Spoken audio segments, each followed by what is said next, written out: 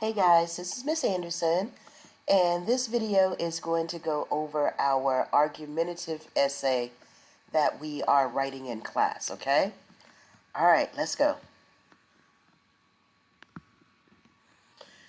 So first, the goal of writing an argumentative essay is to convince or persuade either the reader or your audience, because remember, we're going to be reading our essay aloud as a speech.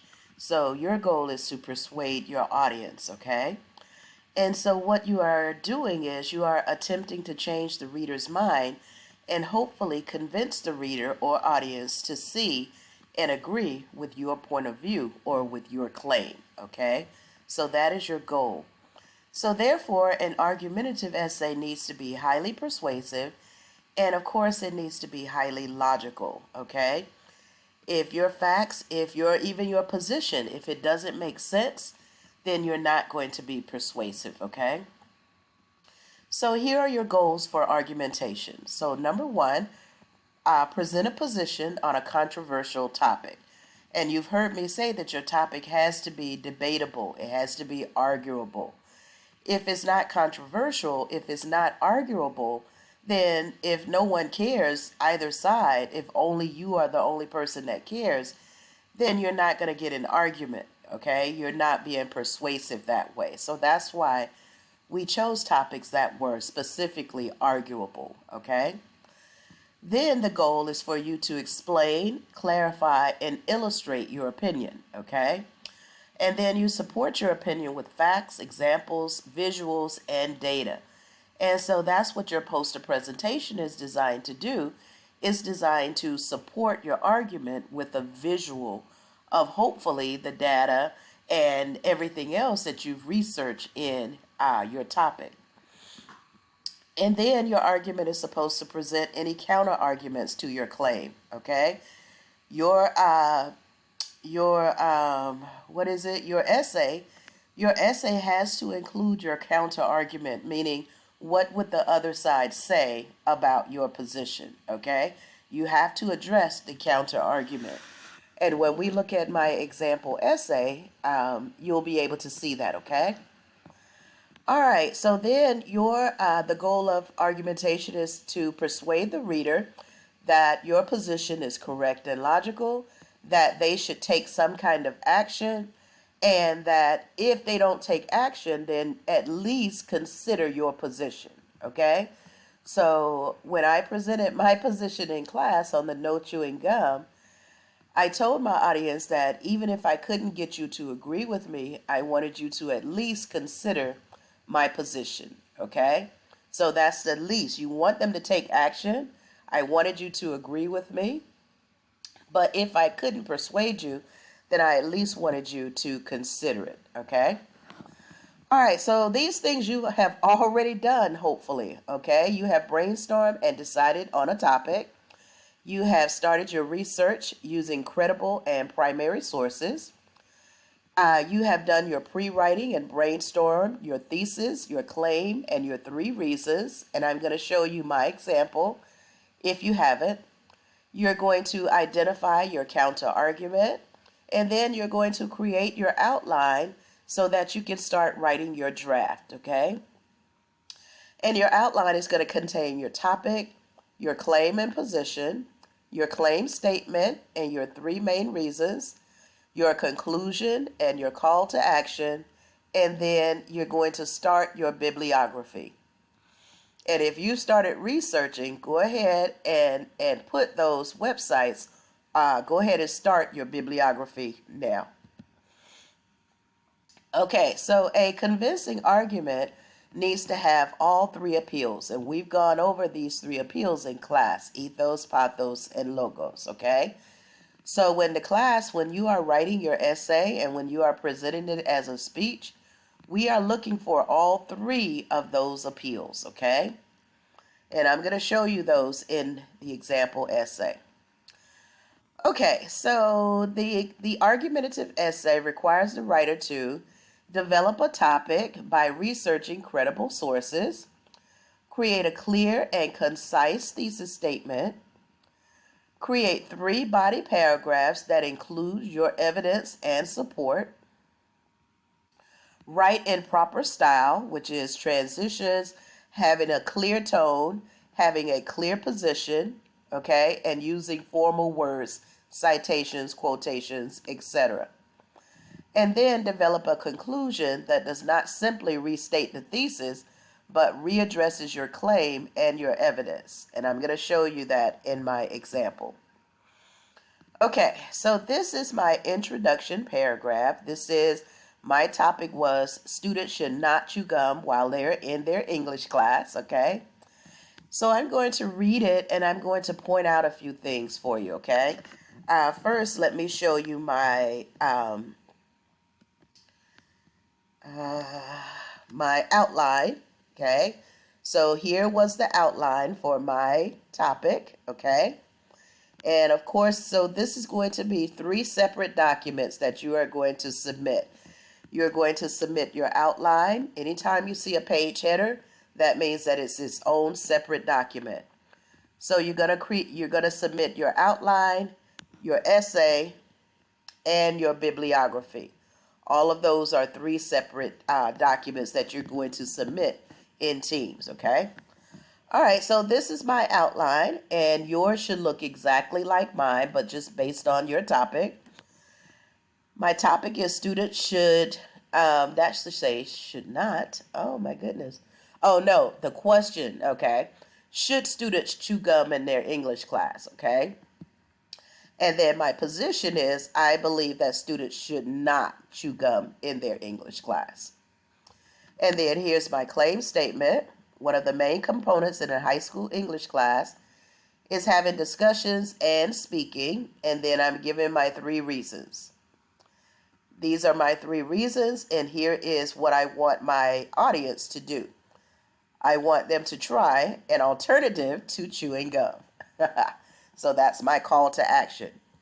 So when you're writing your outline, what do you want your audience to actually do? Okay, and so I'll go ahead and show you my other 3 documents as well. Here is my essay, and it's single space. Please follow our proofreading checklist, okay?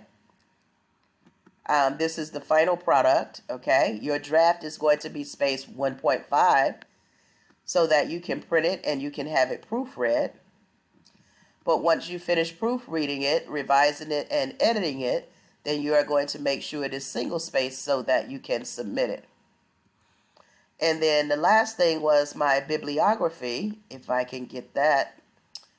Okay, when I change, I'll show you that, my bibliography in just a second.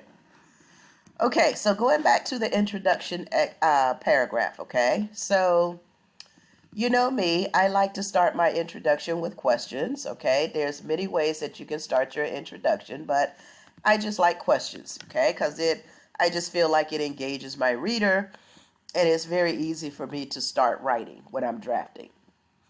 Have you ever given any thought about the gum that you are chewing? What it is made of, how it came to be, why students are so fascinated by it? So I'm asking a series of questions to get my reader interested, to get them to thinking. Well, sit back and let me share with you a few things that I found out about chewing gum. First, according to history.com, as you can see, I have a citation in my introduction.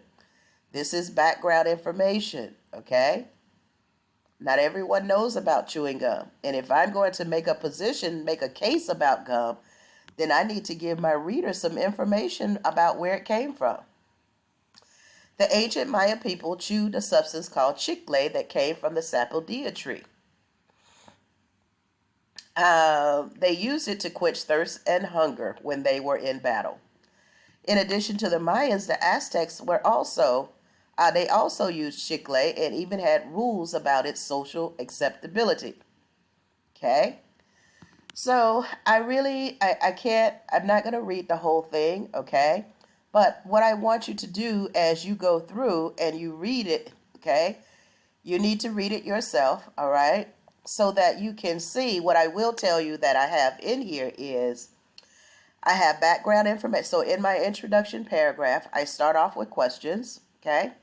You can start yours off with questions, or you can start it off with an anecdote. You can start it off with a short story about your topic. That would be interesting. Then I go into some background knowledge about where chewing gum came from, chicle, okay? And then I introduce to my reader about the rules that chicle, even when it first came out, there was social acceptability of when chicle could be chewed and when it could not. So I'm telling my reader at the beginning that gum chewing has rules. So it should be no surprise that there's a rule about gum chewing today. That's what I'm leading to. All right. And then if you go down, if you continue reading, you'll be able to see my claim statement, and my 3 reasons. Okay. And you want to model yours exactly like mine, but using your topic. Okay. So those are the things that I have in my introduction essay. I have my hook, my attention grabber. I have my background information. I have my claim statement, my 3 main reasons, and then I have my transition to the next paragraph. So that last line. So if you are chewing gum right now, I want to at least give you something to think about. I'm transitioning to my first paragraph. Okay, here's my first body paragraph. I have a transition to begin. I'm beginning my first reason, okay? And so I made this presentation in class so you all had a chance to hear it, aloud, okay? But now what I want you to do is I want you to read it to see how I'm trying to, what appeals that I'm trying to use, okay? All right, for example, this one was we should not chew it in class, okay? And so I'm going to say 2 out of 3 of your paragraphs need to have a citation. If you will get more, you will make more convincing arguments if you have citations and evidence in all 3 of your body paragraphs, okay? So pause the video, read this one, and then you should be able to see the 3 appeals. The reason why I don't want to tell you is because I want you to try to identify them yourself, okay? I want you to do that. Here's the second body paragraph, okay, with my second reason in it. This one does have a citation. In fact, it has several citations in it, okay, all the way including up to the last line, okay. Body paragraph number 3, my last reason, okay, and then my conclusion, okay. My conclusion at the end is asking the audience to agree with me, or the reader in your case. I'm asking you to agree with me. All right, so what to do after you have written your draft, okay? After you have written your draft, revise and edit. So I guess revise and edit it as you go. We've learned how to do that now, okay? You want to print your draft and you want to have it proofread, okay? If you want the maximum points, you want to have that step done. Now, please remember, we won't have our devices for very long, so you need to be quick about getting your writing done. Complete your bibliography, complete your poster presentation, practice, practice, practice, and be ready to present in class starting May 6th, okay? All right, so after this assignment, guys, I really want you to reflect, and I want you to make sure that you are able to do these things, because that's what this assignment is designed to help. You should be able to distinguish fact from opinion. You should be able to identify the 3 appeals in written form and in a presentation. You should be able to understand a claim and the position that the person is taking. Are they for it or against it, pro or con? You should be able to identify logical fallacies in an argument. You should be able to research and distinguish between credible and non-credible sources. You should be able to identify primary and secondary sources. You should be able to include in-text citation and a bibliography. That's the one step that we're adding on this time, is writing a bibliography, because that's what is required. Higher level writing from this point on, all of your essays will include a bibliography. The reason why we do that is so once you get into the habit of citing your sources, then you will avoid plagiarism. That way, when I run your essay through turnitin.com, I'm going to get a 0% similarity to anything out there on the internet. I love it when I see that. And then you're going to be, of course, able to make a persuasive argument. Okay? All right, so we still, remember, I still have to give you that assignment where you have to persuade your parents. We're going to do that after we have our devices, after we turn in our devices and we're just in class, okay? All right, guys, so that is the end of this video. I intentionally made it short so that I feel like by all of the essays that we've written before, I think you know how to do this. I really believe that you've got this. And I can't wait to read your essays, okay? So just post any questions that you have, and I'll see you later. Thanks a lot, guys. Bye.